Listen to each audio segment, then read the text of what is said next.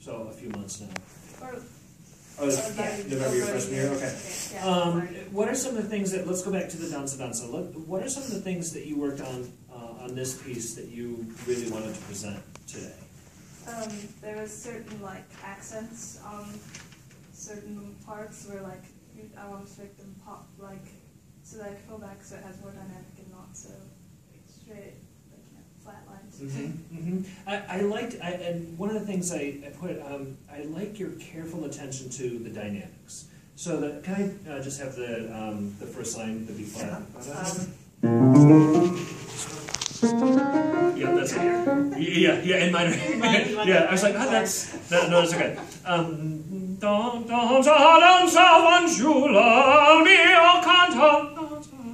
You did a great job of going from the forte to the piano. Why did you go from forte to piano? It gives it some motion. Like people pay more attention to something when it changes. Okay. And like you want to have people pay attention. Okay, good. I like that answer. I like that answer. What's that? It's a very bold song. It is. Like it comes on very strong. Right, and your sense of the dancing is really, really great. I felt like, because every time it says piano, you did piano, and every time it says forte, you did forte. Like you were just always exactly right on. And I felt like you were doing what Theodore Baker, who is the editor in this, wanted you to do, as opposed to what you felt like you wanted to do. And this edition, the Schirmer edition of these songs, is notorious for having editorial marks that are there but don't always make sense to the singer. So you have the right as a soloist to change that up. If you decide that it makes more sense to start piano and then to go forte, you have that right. You don't always have to do what's exactly on the page, okay? So we're going to start from the beginning. I want you to experiment a little bit with changing up the dynamics. We're just going to do the first line a couple of times so that you get a sense of where it makes sense to you as a performer, not necessarily just what's written. The other thing, don't ever sing softer than you can support beautifully. Singing softly is really, really difficult. And when you're singing in a choir and you sing softly, it's easy because everyone helps to maintain that. When you're singing by yourself, that's not there. So you can always raise the dynamic. So you start at where the softest that you can sing supported and beautifully, and then you grow from there. Okay, it's a sliding scale. There's no specific, this is the number of decibels that's a piano, and this is the number, it starts at where you can sing beautifully, and then builds from there. Okay, so start from the beginning, and we'll do it a couple of times, and experiment with the dynamics, okay? You good if I don't, do you want the whole Oh gosh, no, yeah, no, start right where she comes in, it's fine. Okay, just start where you come in. Yeah. Okay, just start it out.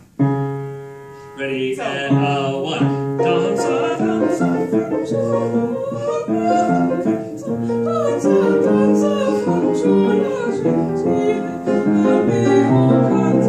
Okay, cool, and then go back and do it again, right where you come in. Ready, and I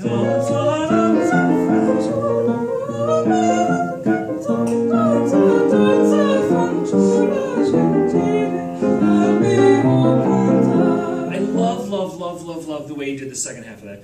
Danza, danza, fanciulla gentile al mio. Like you allowed it to grow, which makes sense to the music. It makes sense to what the text is, and so that worked. Even though it's not written in there, there's a crescendo written in measure 12. It makes much more sense and gives much more motion and boldness, to borrow a word from you, in that piece, so that then it sounds like Kara singing, not someone else singing a song. Okay, does that make sense? Yes. So that you have that opportunity as a soloist to inject a little bit of yourself into what's going on, and so do that. Okay, let's go into the night, please. Thank you. Same thing here. You started a mezzo piano, but it's not a comfortable mezzo piano on that note. Like every note is a little bit different, and that B sits in a spot in your voice that it just needs to be louder. It just needs more air. All of our voices are different. We all have breaks. We have head voice and chest voice, and so we just have notes that want more air or want more volume, and so the mezzo piano was beautiful. It was exactly what was written, and you did it really, really well. But that's not what your body wanted to do. So do what your body wants to do, and then we'll just grow from there. Okay, I'll give you one measure. So it's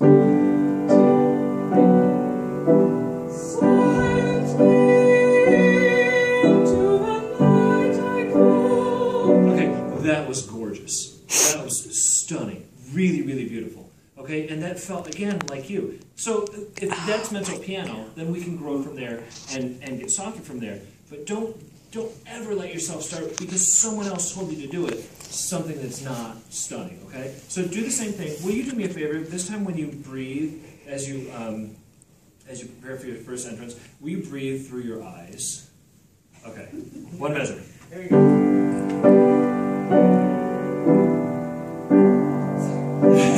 That's okay. Yeah. Good. Those eyes. Breathe for longer. You don't have to breathe in one beat. Okay.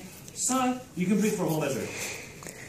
Silently. Okay. Okay, I'll give you that one measure again. Here we go.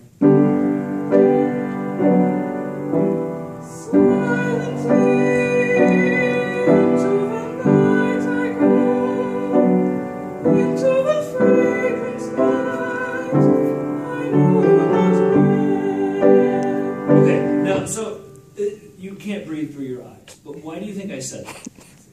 Did it feel different? What was the sensation? I was paying more attention to my facial expression and like where I was placing everything.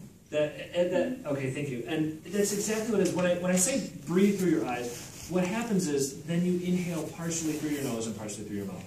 And it allows the soft palate, there's air above it and below it, and it allows it to relax and be free without trying to force it into a particular place. So if you think of that, silently, and it gets your eyes and gets everything else like just right where it wants to be, okay? And unfortunately, that's all the time we have.